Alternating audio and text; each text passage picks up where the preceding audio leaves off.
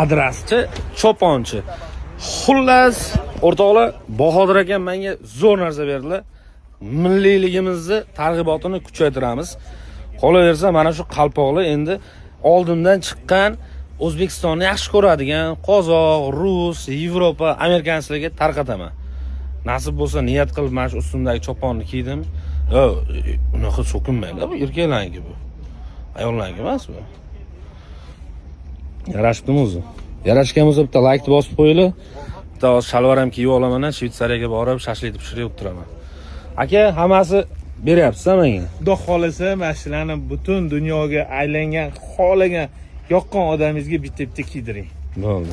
Aka, qizlarnikidan ham bering, bitta qizlarga ham beraman. Mana shu ayollarniki, chiroyli sizga yoqib qo'ygan qizlarga bering. Bo'ldi. Hammasini tarqatamiz. Eningizni choponni mazah kiyin, sal sovuq oladi, sizga asqotadi. Mana yomg'irgarchiliklarda bunda tashlab olasiz.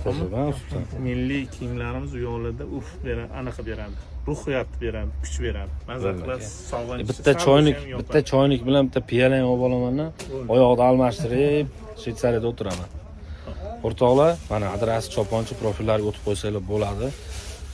Chopki. Xudo xolasa endi ko'raveramiz.